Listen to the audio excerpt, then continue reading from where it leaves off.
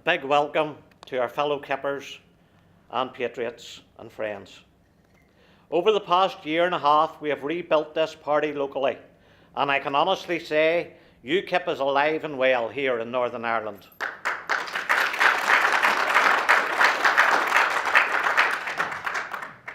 It's a great privilege to stand here today as one of the 18 candidates standing for UKIP across Northern Ireland. We have candidates from many different backgrounds and walks of life: businessmen, veterans, retired police officers, administrators, carers, night shift workers and retail workers. All of us, husbands, wives, parents and grandparents, concerned about the future that we leave our children and grandchildren. We have a slate of hard-working candidates who are determined to put local interests and needs first. All of our candidates will put people before self-service, an all too rare commodity in today's politics. UKIP has a clear and identifiable message in this election on the 2nd of May. A vote for a UKIP candidate is a vote for a representative who believes in standing up for local interests and local democracy. Vote for UKIP if you believe in candidates who will stand up for freedom of speech and conscience. Vote for UKIP if you want candidates who will stand up for BREXIT, stand up for our union, and stand up for our nation.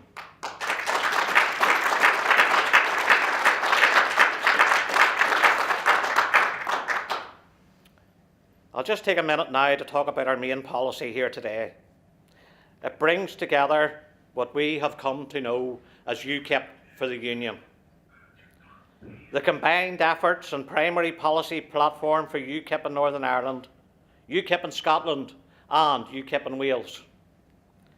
For 45 years our sovereignty was held hostage by the EU. In 2016 we made the decision to take back that sovereignty, take back control and leave the undemocratic and unaccountable European Union.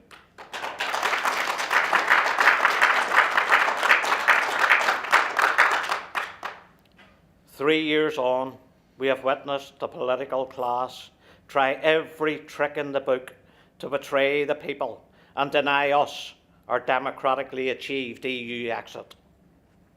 The fight for our freedom from the EU still continues. And trust me when I say, UKIP will not be found wanting.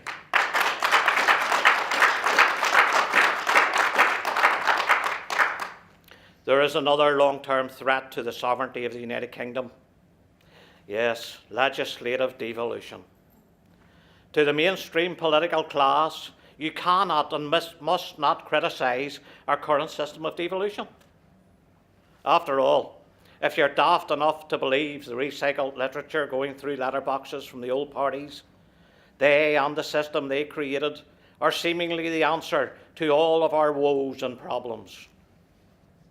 But let's have a wee look at that. When you look at the history of the Stormont Assembly, it has continually failed to deliver good government. When it was fully functional and operational, the only thing the forced coalition and its assembly delivered to us was years of scandal, gridlock, indecision, political point scoring, and the petty politics of carve-up. When you think of the Northern Ireland Assembly, do you think of a legislative chamber that delivered success to us, the people? No. Do you think of a triumph of democracy? No. When I think of the history of the Assembly, I think of things like Red Sky, NAMA, RHI, expenses scandals, and lots of our money going up in smoke. I think of the £11 million of our money that has funded the lifestyle of a work-shy political class for the last 2 years. I think of the fact that we are paying to keep the lights and heating on in what has become nothing more than an exclusive VIP canteen for lazy politicians.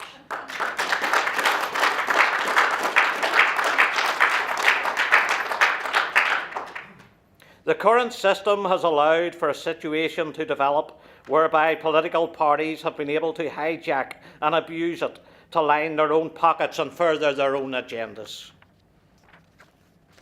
Shamefully, there hasn't been a functioning Assembly or Executive for almost 2.5 years. Yet MLAs still collect their salaries and expenses. Our politicians cannot agree enough to form a lasting government, but they have been able to agree to continue this saga, while civil servants have been in charge of governance with no democratic oversight. There is a clear democratic deficit here.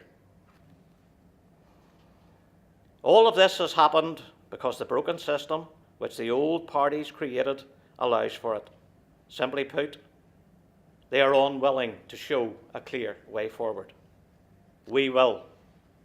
Instead of tinkering around the edges, as some have suggested, we in UKIP today propose something different, a real way forward.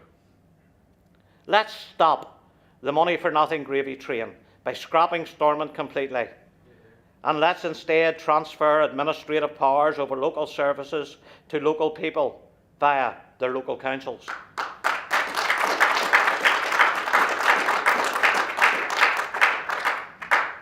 UKIP is a true UK Unionist party that's standing up for the people of this nation in all 4 parts of it. Across the UK, in Northern Ireland, Scotland and in Wales, we are calling for an end to the current devolution system.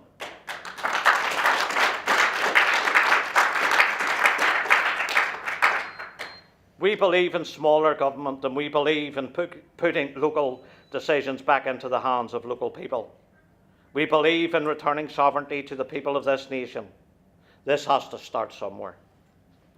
The United Kingdom Parliament must be sovereign, but in a Northern Ireland context, by transferring many more local administrative powers and services down to district councils, this would provide decision-making, scrutiny and democratic accountability at a local level. Due to the reorganisation of local government a few years ago, 11 district authorities now exist. The changes we are proposing would be possible with the political will. Stormont is a completely useless, ineffective and incredibly expensive extra tier of government that we simply do not need.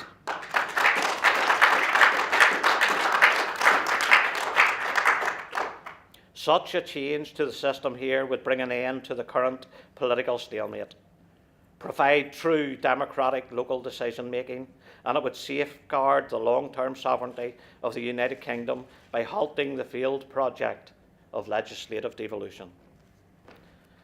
Folks, this entire devolution project has been used as a Trojan horse, weaponised from within by those who wish to break up our union.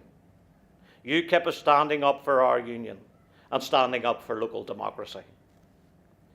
It is not a coincidence that some of Northern Ireland's best economic figures in recent memory have come during the 2 years in which we've had no functioning Stormont Assembly or Executive. Instead of clinging onto an antiquated system which is failing people, UKIP is today offering a practical way forward which saves taxpayers' money and puts them, not the politicians, first.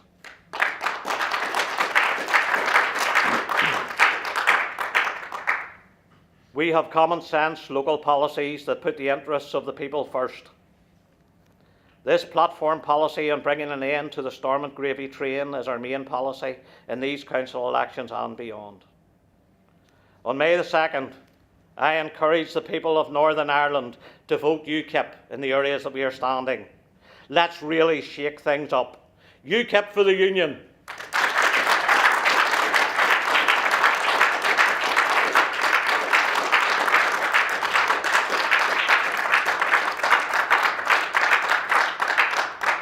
And just before I go, I would like to welcome our friend, fellow patriot and leader of UKIP Scotland, Donald Mackay, to give you Scotland's view on UKIP for the Union.